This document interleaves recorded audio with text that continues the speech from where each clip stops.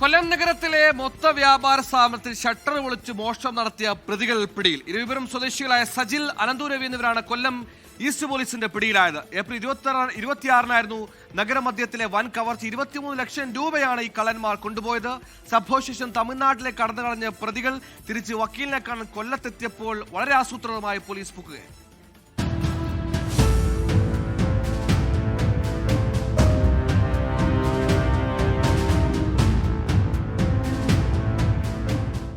Shutter പൊളിച്ച് അകത്തു കടന്നവർ 23 ലക്ഷത്തിലധികം രൂപയാണ് നഗരമധ്യത്തിലെ മൊത്ത വ്യാപാര സ്ഥാപനത്തിൽ നിന്ന് മോഷ്ടിച്ചത്. ഏപ്രിൽ മാസം 26-നായിരുന്നു സംഭവം. കൊല്ലം ജില്ലാ ആശുപത്രി റോഡിലുള്ള സ്റ്റെയിൻസ് ട്രേഡിംഗ് കമ്പനി എന്ന സ്ഥാപനത്തിന്റെ പിറകുവശത്തെ ഷട്ടർ പൊളിച്ചാണ് മോഷ്ടാക്കൾ അകത്തു കടന്നത്. തുടർന്ന് ലോക്കർ കുത്തി തുറന്ന് 20 ലക്ഷം രൂപയും ബില്ലിംഗ് ക്യാഷ് ട്രേയിൽ സൂക്ഷിച്ചിരുന്ന 3 ലക്ഷം രൂപയും ഉൾപ്പെടെ 23 ലക്ഷം രൂപ പ്രതികൾ തട്ടി. കടയുടെ ഷട്ടറും ബില്ലിംഗ് ട്രേയും CCTVയും നശിപ്പിച്ചതിൽ 25,000 രൂപയുടെ നഷ്ടവും സംഭവിച്ചിരുന്നു. മോഷണം പതിവായ മേഖലയിൽ അന്വേഷണം നടത്താൻ ജില്ലാ പോലീസ് മേധാവിയുടെ നിർദ്ദേശത്തെ തുടർന്ന് പ്രത്യേക അന്വേഷണ സംഘത്തെ നിയോഗിച്ചിരുന്നു. പരിസര പ്രദേശത്തെ CCTV ദൃശ്യങ്ങൾ ശേഖരിച്ചു നടത്തിയ അന്വേഷണത്തിൽ പോലീസ് പ്രതികളെ തിരിച്ചറിഞ്ഞു. എന്നാൽ പ്രതികൾ സംസ്ഥാനം തന്നെ വിട്ടുപോയതിനാൽ പിടികൂടാനായിരുന്നില്ല. പ്രതികൾ തമിഴ്നാട്ടിലെത്തിയതായി പോലീസ് മനസ്സിലാക്കി. തുടർന്ന് 4 സംഘങ്ങളായി തിരിഞ്ഞ് തമിഴ്നാട് കേന്ദ്രീകരിച്ച് അന്വേഷണം ആരംഭിച്ചു.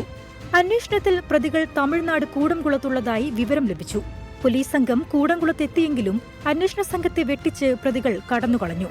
പിന്നീട് തമിഴ്നാട് പോലീസിന്റെ സഹായത്തോടെ 25ഓളം പേരടങ്ങിയ അന്വേഷണ സംഘം കൂടംകുളം കേന്ദ്രീകരിച്ച് വ്യാപകമായ തിരച്ചിൽ നടത്തി. അതിനിടയിൽ പ്രതികൾ നിയമസഹായത്തിനായി കൊല്ലത്തേക്ക് തിരിച്ചുവരാൻ സാധ്യതയുള്ളതായി പോലീസിന് വിവരം ലഭിച്ചു. പോലീസ് സംഘം കൊല്ലം കളക്ടറേറ്റ് ഭാഗത്ത് നിരീക്ഷണം ശക്തമാക്കി. കളക്ടറേറ്റ് ഭാഗത്തു നിന്നു തന്നെയാണ് കൊല്ലം ഈസ്റ്റ് ഇൻസ്പെക്ടറുടെ നേതൃത്വത്തിലുള്ള സംഘം ഇരവിപുരം സ്വദേശികളായ പ്രതികളെ പിടികൂടിയത്. 24 കൊല്ലം.